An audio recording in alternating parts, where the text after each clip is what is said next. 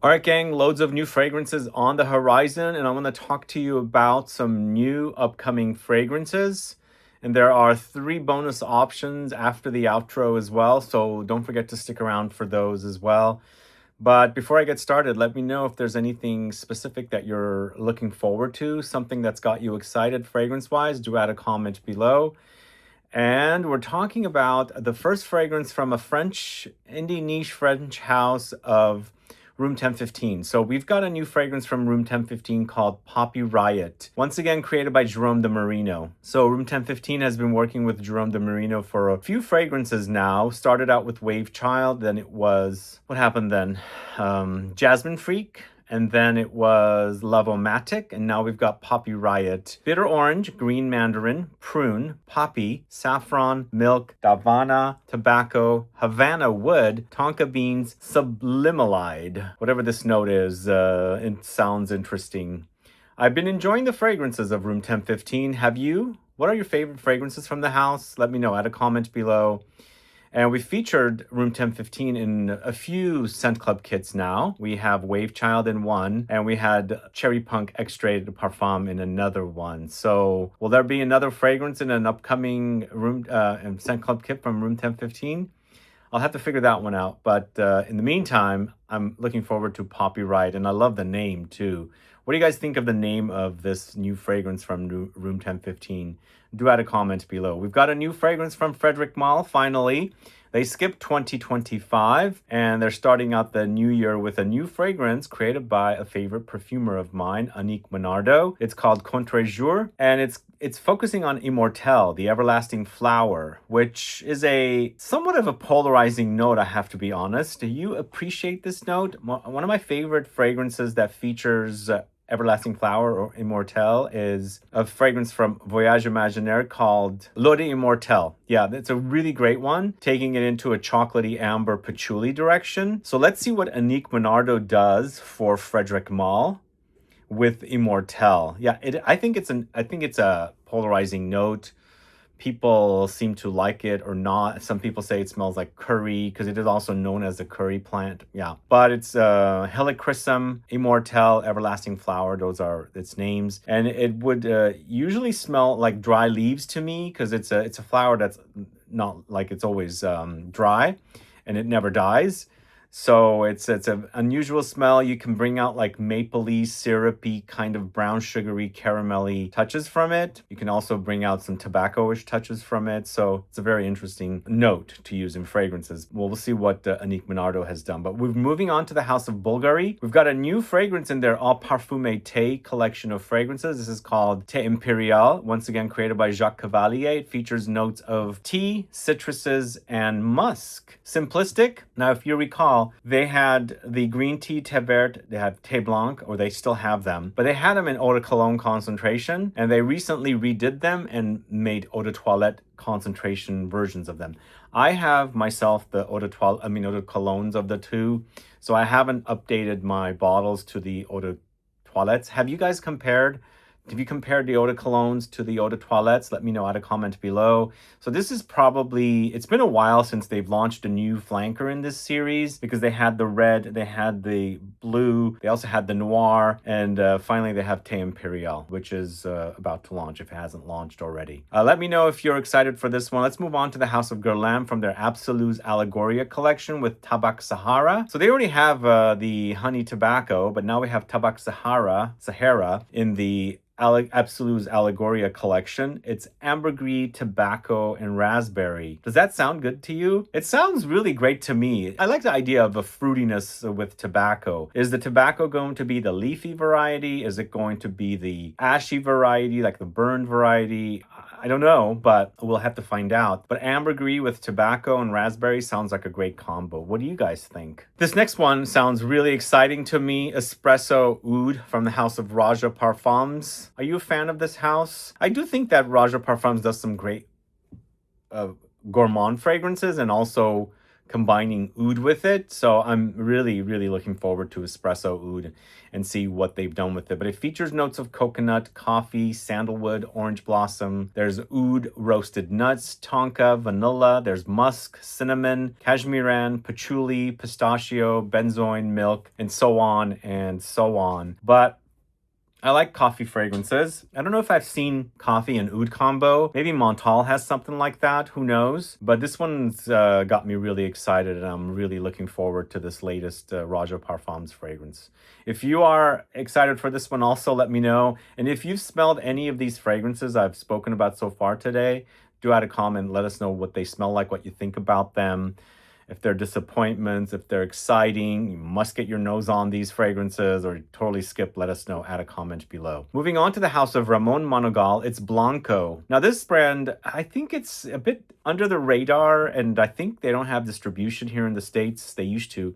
So it's not really easy to access these fragrances much anymore, unfortunately. So we have to find them at the discounters. But this one, Blanco, features notes of citron, coconut, figs, fig leaves, cedar, jasmine, sandalwood, white iris, amber, musk, and tonka. Blanco, does it sound like it's Blanco? We'll see. I like some of their fragrances. I'm not the biggest fan of the house, but there are some great ones from Ramon Monegal. Let's move on to Louis Vuitton. Finally, Ambre Levant. They're bringing out a new Middle Eastern collection fragrance in the darker bottles. This time it's about amber. It's called Ambre Levant. It's created by Jacques Cavallier once again. It features notes of amber, ambergris, oud, labdanum, incense, cinnamon, mandarin, white pepper. I really still want to get the ambre that is part of the trio of oud, amber, and sandalwood fragrances. It's a very, very expensive extra collection of fragrances that the amber I felt was super sexy. One of these days I'm gonna get it. So I think it's an awesome release. Out of the three, the oud was way too animalic, the sandalwood was boring, but the amber combined ambergris and ambroxan with an ambery kind of a base. Not super sweet, but more molecular and musky. So hopefully I'll get it. But let's see what Ambre Levant is all about. It sounds pretty exciting, and I think they need an amber in the collection. So maybe this is going to be it. But let's move on to the house of L'Artisan Parfumeur. There's a new fragrance that's created by Nathalie Lorson for the house of L'Artisan called Lamont, featuring notes of chili leaves, Indonesian patchouli, and ink. What a combo, right? Now, chili leaves, are they going to smell spicy or like what you would get with the actual chilies themselves?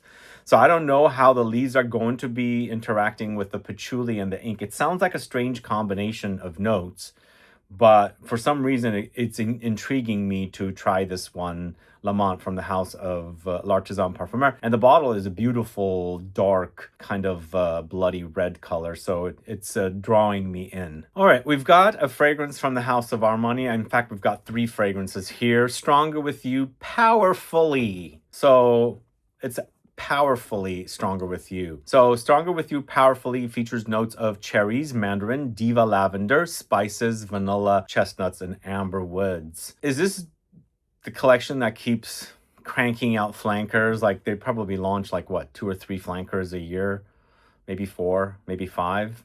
Who's a fan, and have you gotten your nose on Stronger With You Powerfully?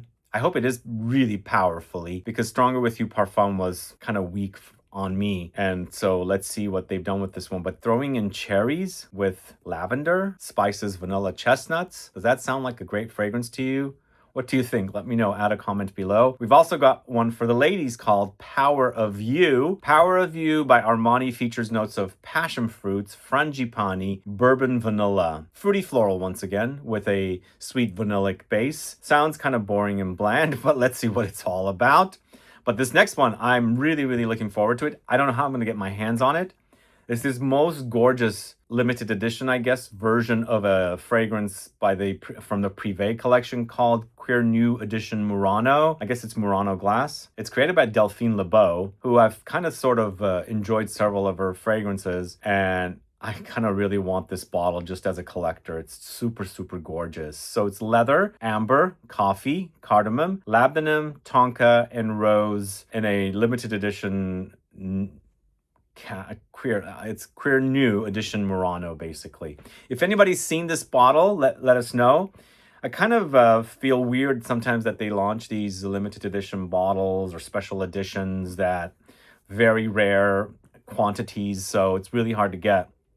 I don't know anything about this edition, where to find it, how to get it, but I'm going to look around. But moving on to the house of Givenchy, it's Gentleman's Society Sport. Sport fragrance. I haven't seen a sport fragrance from a mass designer brand for a while. So now we've got one from Givenchy in the Gentleman's Society series. And it's featuring notes of lemons, vetiver, narcissus, and cedar. So it's interesting also, Givenchy in the Gentleman's Society series and Hermes in the H24 series both utilize Narcissus. Narcissus was having a moment there, but these kind of long-standing collections of men's fragrances seem to be continuing with the usage of Narcissus. Although the last H24, the Herbe Vive, didn't feature the Narcissus, or maybe they just didn't mention it, but I think these collections do have the Narcissus note for the guys. Are you a fan of Narcissus in fragrances? Do let us know. Add a comment below. Let's move on to the next fragrance. Davidoff has a new Cool Elixir fragrance called Cool Elixir Saffron. Remember, they had the Cool Elixir last year, which I felt was decent, not a wow. In fact, it was ranked pretty low for me. So this is actually Cool Elixir Saffron Mineral. It features notes of saffron, apples, and cedar. So you do get those minerally touches from saffron because it's metallic minerally. It's leather in the end, but you get them. But this one, the fact that it has apples, for some reason, it's kind of reminding me with the idea of Bentley for Men. No, not Bentley. It's Brioni Eau de Parfum Intense. I don't know why it's giving me the idea of that fragrance, because the Brioni Eau de Parfum Intense also features saffron and apples. I think they go wonderfully together. I've seen the saffron and apples come up in fragrances frequently together, and I think they complement one another great. The reason I didn't really care for the original Davidoff Cool Elixir, there is that very common mass market men's designer fragrance DNA in it, so I'm assuming this is going to have it in there as well, but I like the sound of it, so I'd like to circle back to it and see what they've done with it.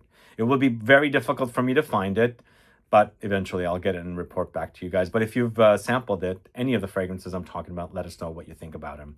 Do add a comment below. All right, up next, the 14th fragrance I'm talking about today is from the house of Coach. It's Pure Platinum Parfum. Who's a fan of the Coach fragrances? The only men's fragrance I have is the green. I like it. It's a kind of a very simplistic, fruity green aromatic fougere style, very modern. So let's see what they've done with the Pure Platinum Parfum, but it features notes of amber, rum, mineral notes, cedar, lavender, tangerine, and apples. I need to keep up with some of the other fragrances that they've launched, but a Parfum is always a great concentration in men's designer fragrances, so looking forward to trying this one. And also the next one, it's Paco Rabanne's 1 Million Night Elixir with notes of amber, maple syrup, and mandarin. I was wondering when I was going to start seeing a lot of maple syrup. This is probably the first in a long time. There have been a few here and there, so let's see if they're going to milk the maple syrup note next. I don't think I've found a maple syrup fragrance that's super exciting, so let's see what Paco Rabanne has done with the 1 Million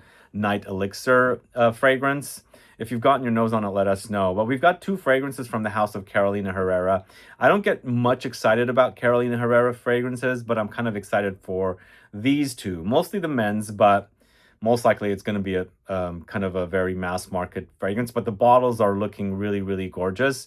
The yellow color is super awesome, kind of the color of a taxi cab. So it's Carolina Herrera 212 VIP Black Cab, created by Carlos Bonayam and Juliet Karagozoglu, featuring notes of vetiver, patchouli, lavandin, absinthe, caramel, pineapple, cardamom. Absinthe in a fragrance, I'm all over it, but most men's fragrances that I've put my nose on from Carolina Herrera in recent years have smelled kind of disappointing and very cheap. So let's see what they've done with this one. But there's a ladies edition as well called 212 VIP Rose, and it's patchouli, vanilla, jasmine, magnolia, pink pepper, and pineapple. I guess the pineapple appears in both of the fragrances, and I wasn't able to get the name of the perfumers or perfumer for this ladies edition.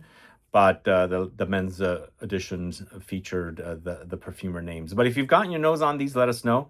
Do add a comment below. Up next, number 18, Boss Bottled Striking Lavender. Mineral notes, lavender, woods, and moss. Mineral notes, right? We're seeing it quite a bit here in this video. Do you guys enjoy mineral notes? Let us know. Add a comment below. I think I might do a video on mineral fragrances or mineral notes fragrances. I think that might be a good one to research and, you know, put a list of fragrances together. I wasn't very happy with the last flanker of the Boss Bottled series, the one with the ginger and leather. It was kind of boring. It was not a dud, but it wasn't super exciting. Let's see what they've done with this one. This bottle, though, looks a little bit more like the original Boss Bottled bottles. The last one seemed the bottle had changed around, but let's see what they've done with this one. Is it also Annick Menardo, back to her creating the fragrances?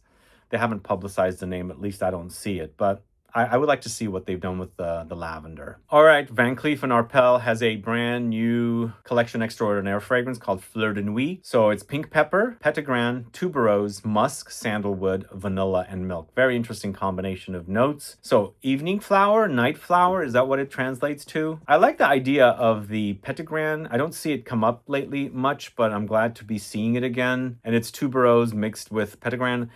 So petitgrain is the leaves of the bitter orange tree, but this one also has milk and musk and sandalwood and vanilla, so it's going to be very creamy with a bit of that greenness, the citrusy greenness from petitgrain, and the sharp minerally spiciness of the pink pepper, which kind of reminds me of incense sometimes. So very curious to get my nose on this one as well. I don't know when it'll reach us, but I'm very, very curious. Now, this is a first. I had to publicize it, but most likely this is going to be like super, super cheap fragrance. Jacques Bogart, which I haven't mentioned their name in a long time, has a one-man show flank. I wouldn't say this is a one-man show flanker. It's actually called One Lady Show. I mean, they're known for one-man show, which launched in the 70s, and they've made flankers all throughout the years. This is called One Lady Show.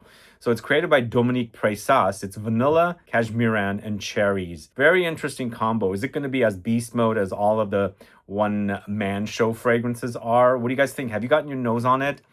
I'm very curious to see what this one's all about. Yes, it's a ladies targeted release, but it's the first time I've seen One Lady Show. I've known about one-man show. I've worn one-man show. It dates back to the 70s, as I said, so curious to see what they've done with this ladies edition. I think this perfumer also works for CPL Aromas, where Julien Rascanet works. So yeah, they do pretty good work there. But moving on to the House of Mont Blanc, it's Neroli Letters. Now this is part of the Mont Blanc collection of fragrances that has the patchouli, the vetiver, the oud. Now we've got a Neroli-focused fragrance. It's called Neroli Letters, and it's featuring notes of bergamot, neroli, and patchouli. Hey, if you give me a fragrance that features patchouli predominantly, I'm going to smell it every time because I absolutely love the way patchouli smells. And I like the idea of it mixing it with neroli. Doesn't it sound really awesome? Neroli, bergamot. So it starts out with a juicy citrus, then it goes to the citrus floral note, then it goes to the earthy woodiness, the sexiness of the patchouli. I want to smell this one ASAP. This next one is a great, great fragrance that I got to smell last September in the south of France in Cannes during TFWA. This is Xerjoff's Gibeon. Oh my God, I got to smell all these fragrances from Xerjoff they were launching. This was my favorite. I'm so happy it's finally coming out because it is so, so good. It is a bit vintage, but I love the way it smells. It's cinnamon, neroli, orris, rose, patchouli, vanilla, sandalwood, musk, tonka, and cedar. It's really, really, this is one of the best fragrances that Xerjoff has released since the Louis XV, the Champagne Fougère one. It was really, really superb. And it's finally coming out, and I can't wait to talk to you guys about it. Gibeon by, well, the Xerjoff's Gibeon, I should say. And the last fragrance I'm going to talk to you about until after the outro, we've got a fragrance that used to be an oil from the house of Hermès called Musc Pallida, created by Christine Nagel, part of the Hermescence collection. This is the second eau de parfum fragrance, because the entire Hermescence collection is eau de toilette until the Oud Azaran. Is that what it's called? The Oud Alezan, I should say. The Oud Alezan was the first eau de parfum for the house. So now they've taken the oil and converted it to a fragrance. And for me, I don't wear the oils. I actually did a shopping trip with a sniff session client, and I took her some stores, and she ended up loving this one. And also I smelled it. It was really, really great. So to have it as an eau de parfum is going to be awesome. I love musks to begin with, but it was super powdery and cozy, featuring musk, iris, and aldehydes. So it's a bit sparkling and effervescent, champagne-y a little bit, but the musk and the iris together, match made in heaven. So it actually came in a tiny bottle, part of a similar collection, but it was only in an oil format. You just, dab on, and maybe you'd spray some of the Hermescence collection fragrances. But now it's becoming an actual eau de parfum, and that got me excited. And that's the last fragrance I'm going to talk to you about today. So let me know which ones you're most excited about. Do add a comment below. If you've gotten your nose on any of these, do let us know that as well. And if there's anything that I missed, there's always new fragrances coming out all the time that sometimes I can't keep up. But I'm going to get back on track and do these videos every 2 weeks if I can. So let us know if there's something that I missed, and I can talk about it in the next video. But always check out my channel and search for the fragrance if I've spoken about it, because I do these every few weeks. I put it off for a while during the holidays and since I was traveling last autumn, but I'm going to get back on track and talk to you guys about it. But thanks so much for watching today's video, guys. If you have any questions or comments, do list below. Please like the video. Please share it if you can. Like it so that it'll get the video out algorithmically. And don't forget to subscribe to the channel either. Subscribe to the channel by clicking the bell icon. It'll notify you of future videos. And don't forget to head over to the new shorts channel that I've created. I'm waiting to get to the 1,000 subscriber mark there so I can start posting shorts content. This channel is going to be more about long form content, a lot of deep dives and videos like this, and some product promotion discounts and things like that videos that I want to highlight for you guys. The shorts videos were really causing algorithmic damage to the channel, and views had gone way down because shorts are short, long forms are just like not working well. So I've started a shorts channel. As soon as I get to the 1,000 subscriber mark there, I will start posting content there. So if you haven't yet subscribed to that shorts channel, it's linked in the info box. See you guys later. Bye-bye. Okay, and the bonus fragrances I'm going to talk to you about, I don't know. Bridgerton has fragrances, 3 fragrances from that TV show. Now, have there been other fragrances from TV shows? I don't know. If there's TV shows that I would like to see fragrances made from, what about Ozark? That would be a great one, right? Something dark and weird like that. That would be awesome. But I'm not a big fan of Bridgerton, but I wanted to talk to you guys about it. There's 3 fragrances. One of them is called Dearest Graceful Hydrangea, which features notes of hortensia, hydrangea, blackcurrant, cedar, and praline. And then there's Dearest Rebel Vanilla, which features notes of jasmine, rose, gardenia, and vanilla. And then finally, Dearest Tempting Peach, peaches, mango, and mandarin. So who's excited for these 3 fragrances? There's no mention of perfumers, so I don't know who created them. They're probably manufactured with non-named perfumers. I'm curious mostly for the first one because I like the idea of hydrangea. I've smelled plenty of hydrangea in my life. I don't get much of a smell from them, so I don't know what they've done with this one. The fact that it features fruits and the praline and woods, and then maybe the Rebel Vanilla. I mean, I want to get my nose on all 3 of them to report back. I'm not holding my breath, but I'm somewhat curious. What do you guys think about these Bridgerton fragrances? Let us know. Do add a comment below. And again, also add a comment. Let me know if I've missed anything. Because as soon as I air these, I shoot these videos, more fragrances get announced. And I can't go back and reshoot it. But, something new is going to come up that you're going to be excited about. So add that comment. And I'll be back with more videos very soon, guys. See you later. Bye-bye.